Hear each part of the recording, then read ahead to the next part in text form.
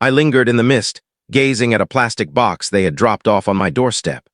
Worn notebooks, a cracked cup from my initial employment, remnants of an existence I believed I'd erased completely. My folks hung back by the roadside, silhouettes in the early light, their gazes burdened with an emotion that fell short of true remorse. We're apologetic, they claimed, but their statements felt as vacant as the home they'd forfeited. I avoided the box. I remained steady. I pivoted and exhaled since the genuine disloyalty wasn't their appearance. It was the decades they'd hollowed me out, persuading me my value was gauged by what I provided. My name is Lucas, and for 3 decades I served as the mechanism hoisting a household that never truly noticed me. It advanced gradually, like corrosion on metal. A minor request now, a commitment later. Lucas, could you endorse this rental agreement? Just till we're steady, my father, Victor, would whisper, his tone cozy like bonfire haze, but infused with a keener edge. My mother, Helen, would angle her head, her grin gentle, vowing it was a singular occurrence. My junior sibling, Owen, simply smirked as if he anticipated my surrender, and I complied, each instance. I was 23 when I authorized their initial rental. A dilapidated tavern they insisted was poised for success. By 26, my signature appeared on their vehicle, their telephone charges, their delinquent levies. I labored evenings at a shipping yard, my device a perpetual buzz of debt collector alerts, while they hosted singing events and shared posts about their business drive. I'd haul myself to their residence where I retained access, technically smelling of fuel and perspiration, and they'd scrutinize my existence. Lucas, you're overly serious. Mom would grumble, mixing her beverage. When will you meet somebody? Dad would inquire, as though my earnings weren't the sole factor filling their pantry. Owen was the harshest. He'd strut inside, device attached to his palm, existence a refined online showcase, and fling remarks like, "Relax, Lucas. You're too tense." All the while, I was suffocating under their obligations, my financial rating a victim of their imprudent gambles. But I kept quiet. I assumed that's what kinship signified, shouldering the load so they could drift. Then arrived an electronic message. I was on a pause, propped against a frigid storage wall, scanning duty rosters when my gadget chimed. A collective note from Dad. "We're finished, Lucas. Keep your distance permanently." 10 minutes afterward, Owen responded with an approval symbol. No alert. Merely a blade in a brief phrase. I fixated on the display, my respiration clouding in the cool atmosphere, my insides knotting. Something felt off, not merely the note but the quietude beneath it. As if they were shielding a profounder mystery, I responded, my digits firm. "All right. I'm removing my details from all profiles tomorrow." That's when the ignition met the explosive. By evening, my mailbox resembled a battlefield. Furious headings, charges lobbed like rocks. Mom labeled me unfaithful, accused me of abandoning them.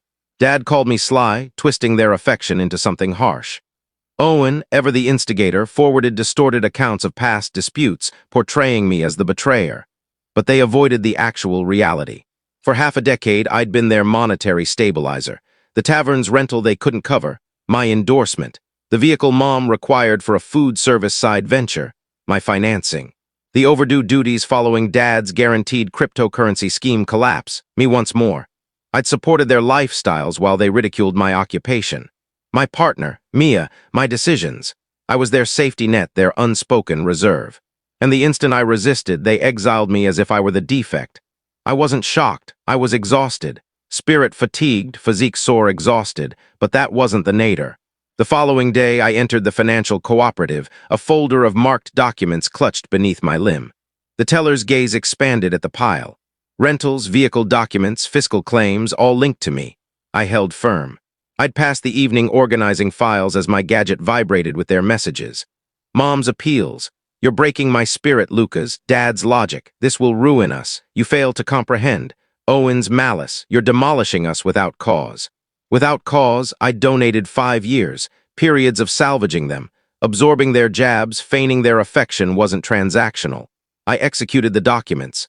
My writing instrument intentional, my pulse thumping like a rhythm. As I departed, my gadget weighed down with recorded messages.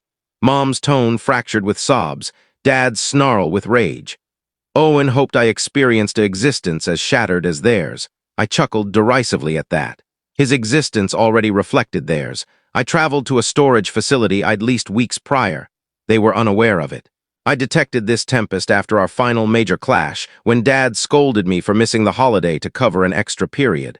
I'd begun relocating my belongings: aged correspondences, a battered string instrument, a pendant from my relative, item by item so they couldn't leverage anything against me. My existence was no longer theirs to clutch. But then Dad messaged again, more subdued now. "Return, Lucas. We can resolve this." Resolve what? Their reliance on me? Their conviction I'd perpetually yield? I didn't reply. Instead, I updated every security code, secured every profile. I was finished serving as their link. The quietude persisted for 4 days. No messages. No communications. It wasn't serenity. It was the lull preceding a storm. I sensed it deeply, like the atmosphere before a gale. At my job, my supervisor gestured me aside. "Someone's inquiring about you." No identifier. My abdomen twisted. I recognized before spotting her. Mom occupied the yard office, her neckwear too vivid for the dull partitions. She rose, phrases tumbling as if practiced. "We pardon you, Lucas. Return. We'll mend this." Pardon me. I spun to depart, but she pursued, shoving a paper folder.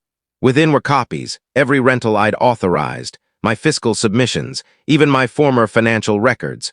"We consulted an attorney," she stated, her inflection like metal. "You can't simply vanish. There are provisions." I remained mute. I returned to my post, my limbs trembling, and reinforced every profile possible. They weren't merely desperate. They were strategic. The subsequent morning, a rap roused me at Mia's residence. She dwelled in a drowsy neighborhood distant from their turmoil. No chance they knew my location, or so I believed.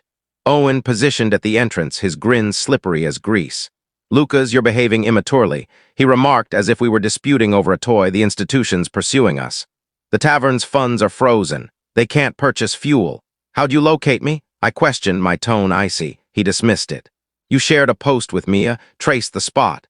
That's when it registered. This wasn't disorder. It was intentional. They'd constructed their realm on my compliance. And now they were pursuing me to reel me in again. I shut the entrance on Owen's visage. That evening, I disclosed everything to Mia. Not just the rentals, but the decades of dominance.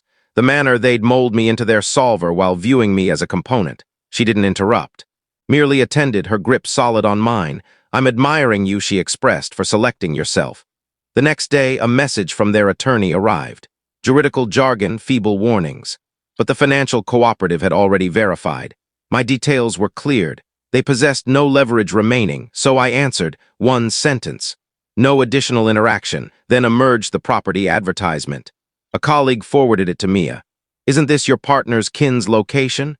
It was their home, repossession alert, currency solely. No evidence of the fixes I'd financed, the appliance I'd acquired. I hadn't triggered this. I merely withdrew and their realm collapsed absent me. But the genuine reality? They'd been aware for years. They'd been aware their dwelling, their tavern, their existences depended on me. It wasn't poor calculations or ill fortune. It was a deliberate decision to rely on me, to count on my devotion while providing zero. They hadn't merely seized my funds, they'd seized my trust, my periods, my conviction that kinship signified obligation. And when I ceased participating, they didn't alter. They intensified dispatching relatives, attorneys, even appearing with that box of artifacts. Believing guilt could haul me back. I didn't despise them. Despise consumes energy, and I'm finished squandering mine on individuals who perceived me as an instrument. Not a child. I'm building an existence now. My occupation, my dwelling with Mia, my tranquility, they can glimpse from afar. Witness the chuckles that aren't coerced. The existence I couldn't pursue while they bound me. The box remains on the doorstep. I'll discard it tomorrow, not because I disregard the history, but because I don't require their interpretation of me any longer. I'm liberated.